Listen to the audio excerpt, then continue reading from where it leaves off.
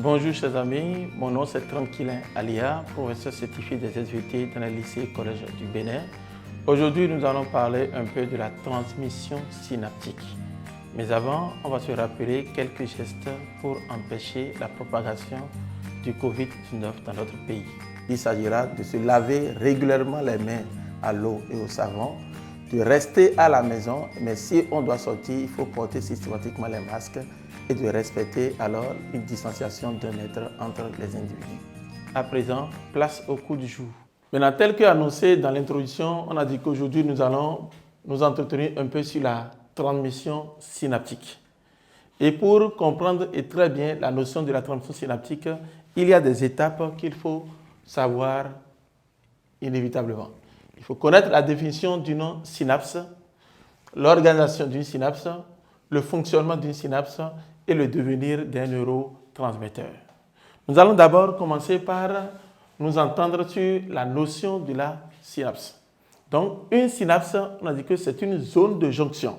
Une zone de jonction entre un neurone et autre cellule. Maintenant, l'autre cellule peut être également un neurone. Dans ce cas, la synapse est qualifiée de neuroneuronnique. L'autre cellule peut être également un muscle. Dans ce cas, la synapse est qualifiée de neuromusculaire ou encore appelée plaque motrice. Et l'autre cellule peut être également une glande. Et lorsque c'est une glande, la synapse est qualifiée de neuroglandulaire. Donc, tel que nous venons de le dire, la synapse n'est pas simplement zone de jonction entre deux neurones, non, mais entre un neurone et une autre cellule qui peut être soit un neurone, soit un muscle ou bien soit une glande. Donc, on s'entend alors sur la définition du mot synapse. On peut donc rentrer dans le deuxième point où nous allons aborder l'organisation d'une synapse. Et nous savons qu'une synapse est constituée de deux éléments. Donc, il y a un élément présynaptique et un élément post-synaptique, et les deux séparés par ce qu'on va appeler la fente synaptique. Donc, voilà l'élément présynaptique qui est forcément un neurone et l'élément post-synaptique qui peut être un neurone ou un muscle ou une glande. Maintenant, l'organisation de l'élément présynaptique nous permet de dire que sur cet élément, nous avons des canaux ACA2+. Des canaux ACA2+ sur la membrane. Nous avons également des vésicules qui renferment les neurotransmetteurs.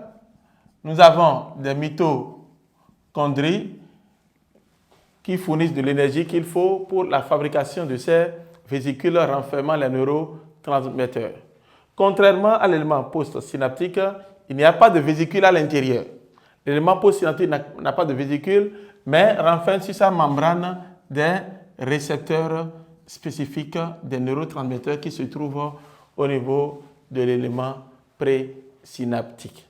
Donc voilà ce qu'on retient par rapport à l'organisation d'une synapse. Une synapse est constituée d'un élément présynaptique et d'un élément postsynaptique, les deux séparés par la fente synaptique. Maintenant, si nous prenons l'élément présynaptique, nous avons des canaux ACA2+ sur la membrane, nous avons des vésicules contenant les neurotransmetteurs, nous avons plusieurs mitochondries également à l'intérieur.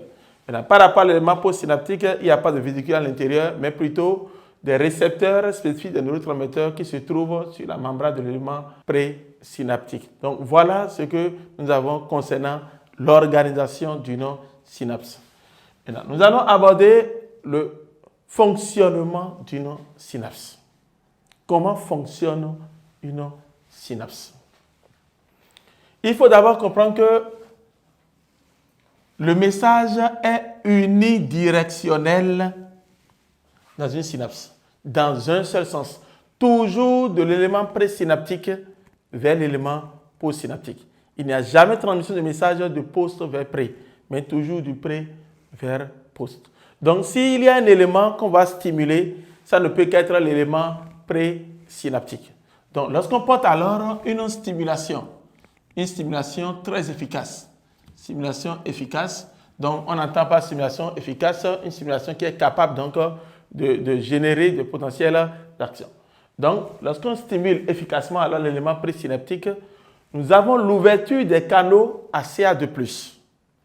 Lorsque ces canaux à CA2+ s'ouvrent, les ions CA2+ rentrent à l'intérieur. Il y a une entrée massive des ions CA2+ à l'intérieur de l'élément présynaptique. Ces ions CA2+, une fois à l'intérieur, jouent plusieurs rôles. Le premier rôle que jouent ces ions, c'est de ramener tous les vésicules contenant les neurotransmetteurs, ils les ramènent tous dans le bouton synaptique. Deuxièmement, ces ions CA2+ favorisent l'exocytose du contenu de ces vésicules, favorisent à ce que le contenu de ces vésicules soit déversé dans la fente synaptique. Et le troisième grand rôle que jouent ces ions CA2+, c'est qu'ils assurent la fixation de ces neurotransmetteurs sur les récepteurs spécifiques situés au niveau de la membrane de l'élément postsynaptique. Donc, voilà l'importance de ces ions CA2+, et sans ces ions CA2+, aucune transmission synaptique n'est possible. Maintenant, la suite va dépendre de quel type de neurotransmetteur est libéré. Si le neurotransmetteur est acétylcholine, par exemple, sa fixation sur les récepteurs de la membrane postsynaptique va entraîner l'ouverture des canaux. Il y aura l'ouverture des canaux à Na+. Lorsque le neurotransmetteur est acétylcholine, je disais, la fixation entraîne l'ouverture des canaux à Na+. Lorsque les canaux à Na+ s'ouvrent, les ions Na+ entrent dans l'élément postsynaptique. Et l'entrée de ces ions Na+ à l'intérieur de l'élément postsynaptique déclenche la dépolarisation de la membrane postsynaptique. Et cette dépolarisation de cette membrane conduit à un enregistrement de ce qu'on va appeler des PPSE, potentiels postsynaptiques excitateurs. Donc, on enregistrera alors sur cette membrane des PPSE, dont la somme de tous ces PPSE va conduire à un PA qui sera propagé le long de la membrane de la zone de l'élément postsynaptique. Donc, si le neurotransmetteur est excitateur comme acétylcholine, la fixation entraîne l'ouverture des canaux à Na+, suivie d'entrée massive des ions Na+. L'entrée de ces ions Na+, entraîne la dépolarisation de la membrane postsynaptique, ce qui permet d'enregistrer des PPSE. Et la somme de ces PPSE va conduire à un PA qui sera propagé le long de la zone de l'élément postsynaptique. Mais dans le cas où le neurotransmetteur serait GABA, par exemple, un neurotransmetteur inhibiteur, lorsque ce serait GABA, la fixation de ce neurotransmetteur en ce moment va permettre l'ouverture des canaux à Cl- ou à K+. Mais lorsque les canaux à Cl- vont s'ouvrir, il y aura l'entrée massive des ions Cl-, ce qui va entraîner une hyperpolarisation de la membrane postsynaptique. Une hyperpolarisation, et on va enregistrer alors on va enregistrer des PPSI, potentiels postsynaptiques inhibiteurs. Donc, il y aura l'enregistrement des PPSI, et lorsqu'il y a PPSI, ça veut dire qu'il y aura absence de PA. Donc, ça c'était la dépolarisation, donc PPSE. En cas de PPSI, voilà ce que nous avons. Donc, on a une hyperpolarisation de la membrane conduisant à une absence de potentiel d'action. Donc, il n'y aura pas de message qui pourra être conduit le long de la zone de l'élément postsynaptique. Maintenant, le neurotransmetteur, on a dit tout à l'heure, il peut être inhibiteur comme il peut être excitateur. Et le rôle du neurotransmetteur n'est que favoriser l'ouverture des canaux à ions. Donc, les neurotransmetteurs agissent comme des clés. Lorsqu'ils se fixent, permettent l'ouverture des canaux à ions. Donc, il y aura entrée ou la sortie de tel ou de tel ion. Maintenant, si ce neurotransmetteur ou le neurotransmetteur finit d'ouvrir les canaux, il faudrait qu'il y ait un mécanisme pour les récupérer.